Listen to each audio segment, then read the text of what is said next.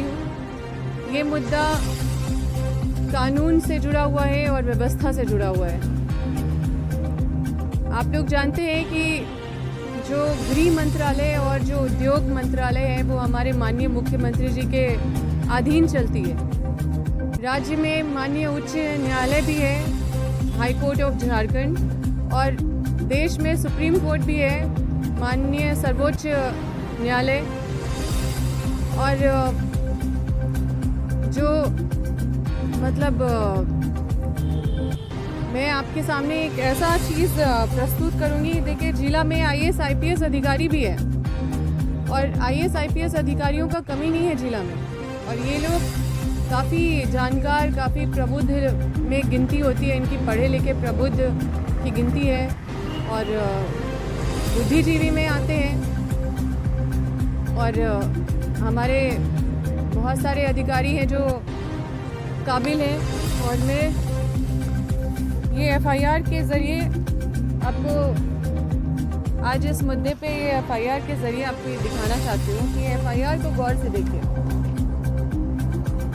ये FIR अगर आप कॉलम 6 में जाएंगे, ये यहाँ पे जूम कीजिए, और ये कॉलम 6 में जो आपराधिक संख्या कॉलम 6 है ये खाली है, और ये उसके बाद जो आपराधिक संख्या 6 से 15 है वो औद्योगिक विवाद अधिनियम के तहत दर्ज किया गया है।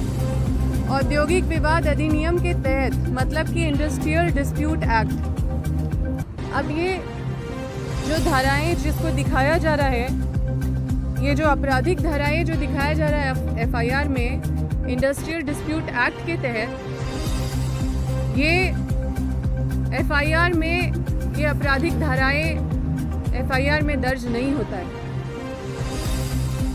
इंडस्ट्रियल डिस्प्यूट एक्ट FIR में दर्ज नहीं होता है।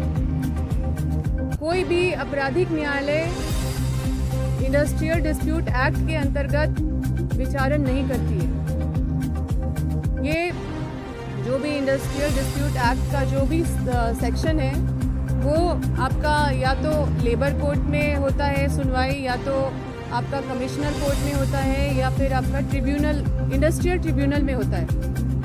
ये सामान्य ज्ञान हमारे राज्य के पुलिस को नहीं है।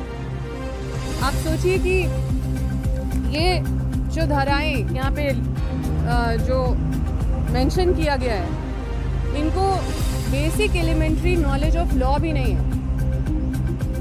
क्या ऐसे पुलिस प्रशासन जो मतलब इस तरह का काम कर रहे हैं, जो पब्लिक मनी से पैसा खाते हैं और कॉरपोरेट का काम करते हैं, इनको सामान्य ज्ञान नहीं है?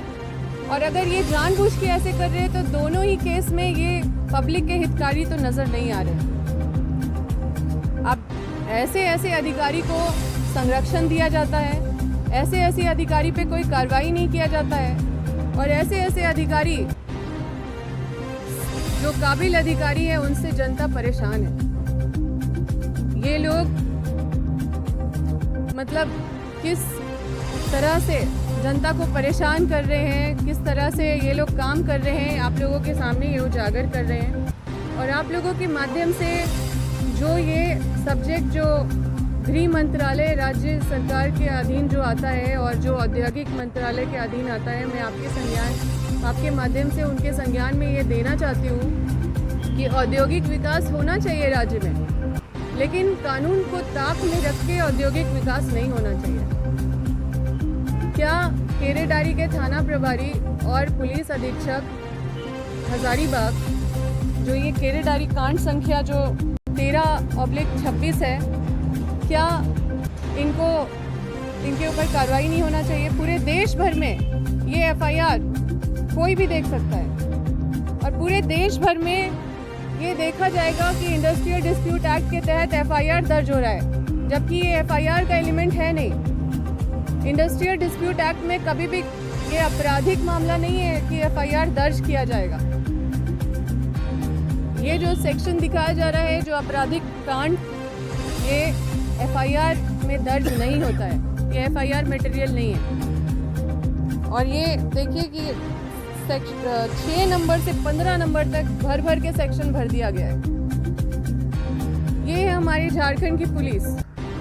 और ये है हमारे झारखंड का व्यवस्था। ये सिर्फ कॉर्पोरेट के लिए काम कर रहे हैं, इससे बड़ा सबूत और क्या दे सकते हैं कि आनंद फानंद लोगों को किस तरह से परेशान किया जा रहा है। केरेडारी में लोग अपने मुआवजा को लेके, अपने पुनर्वास को लेके लगातार अपना संघर्ष जारी रखे हुए हैं। 2013 अधिनियम का, कानून का पालन करने के लिए डिमांड कर रहे हैं, जो कानूनन मतलब ये हर कोई बोल रहा है कि वहाँ पे 2013 लागू होना चाहिए, कानूनन लागू होना चाहिए, लेकिन बिना नियम कानून से पूरा काम हो रहा है। आए दिन लोगों पे FIR हो रहा है, हर दिन 15-20 लोग जेल जा रहे हैं, हर दिन मतलब लोगों को स्क्रिप्ट करके वहाँ पे थाना प्रभारी कहानी बना के सबको अपराधी दिखा के उसको जेल भेज रहे हैं। और इस तरह का FIR कर रहे हैं। आप समझ सकते हैं ये पूरे देश भर में हमारे राज्य का क्या इमेज जाएगा, राज्य के पुलिस प्रशासन का, कि ये इंडस्ट्रियल डिस्प्यूट एक्ट में ये FIR लॉन्च कर रहे हैं।